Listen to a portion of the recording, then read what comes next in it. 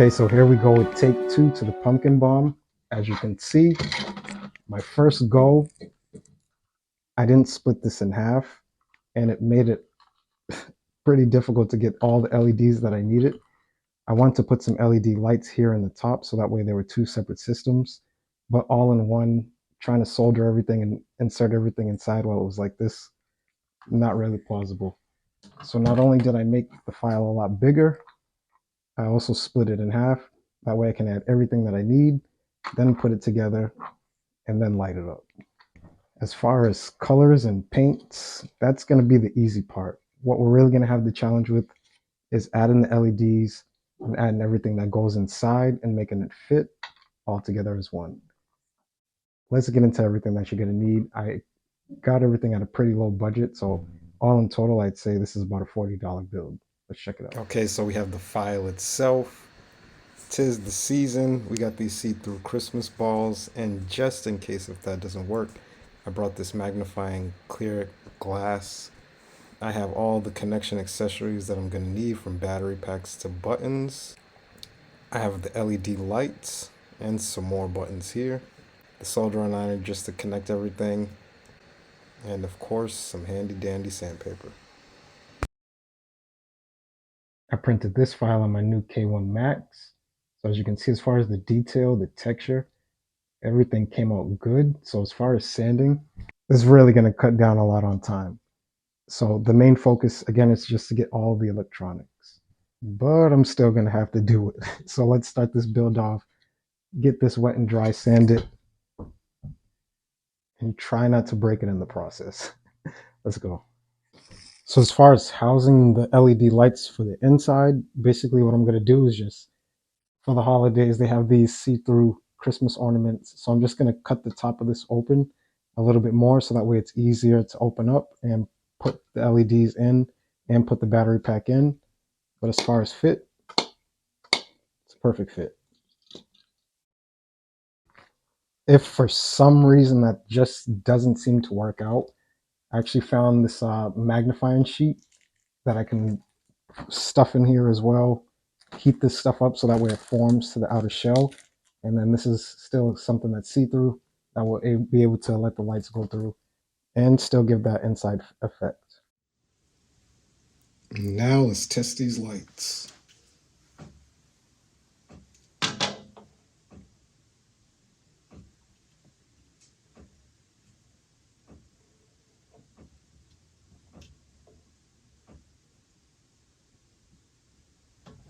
Perfect.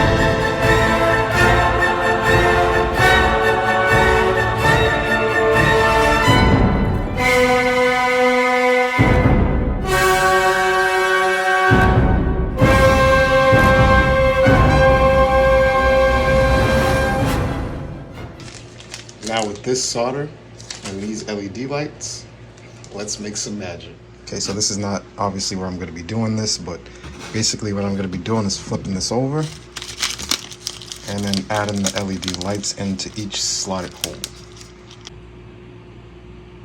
Just like so. And these are 5mm. As you can see, they fit in there perfect. Now, so basically from here, obviously I'm not going to keep these standing all up like this. I'm going to basically lay them down and have them touching one another, and then and then solder them together from there. Basically all I want to focus on, as you can see, it's a slight difference, but you can see one leg, which is closer to my thumb, is longer, and then my index finger, this side is shorter. It's just the difference between positive and negative. So all of the longer ones are going to be positive, and then all of the shorter sides are going to be negative. So I'm just going to lay them out in that order, solder them together, and then I have the connection device to power it all up.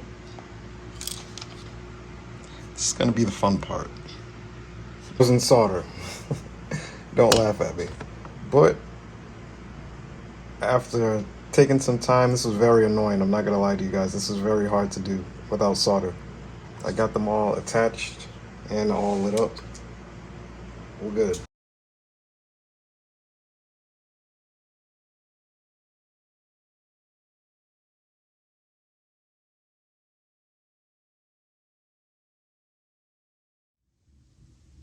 Okay, so here's what we're looking like for the internals. Now that actually wasn't solder part of me in the beginning. That was actually copper wire, and basically that's what I used to connect each of the positives to the positives and the negatives to the negatives, and just connected that circuit all the way up to the battery pack. And for the interior, again for the holidays, I just cut open this Christmas ball, the see-through Christmas ball, and placed it on the inside. Now with that, I do have to cut this a little bit more because it is interfering when I do close. So before I close everything up, I'm just gonna have to cut that down a little bit more, solder everything, add some paint, and this thing is gonna look amazing.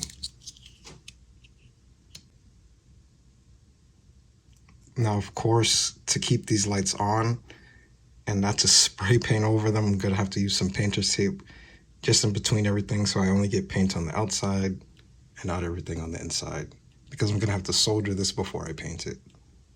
Let's get to that.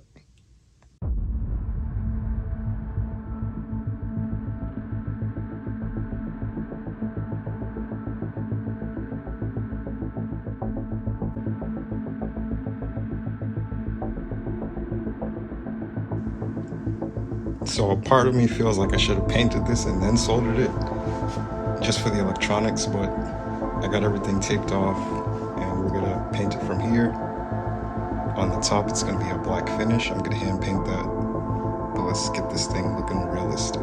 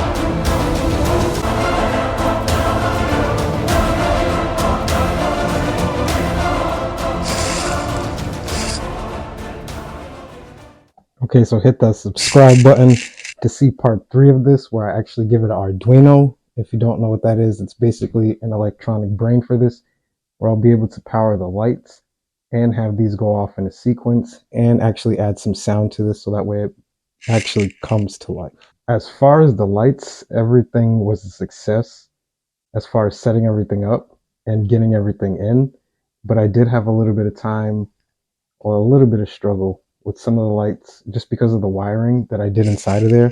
I kind of ran out of the copper wire as I kind of figured out how to do this. So that's kind of why you see that. But the other lights still come on and the interior lights still come on as well. Those are USB powered. So part 3 will be out soon. And this is actually going to be a part of something bigger that I'm making that is Green Goblin. So stay tuned for that. But in the meantime, like I said, hit the subscribe button and the bell notification. Check out what I got next.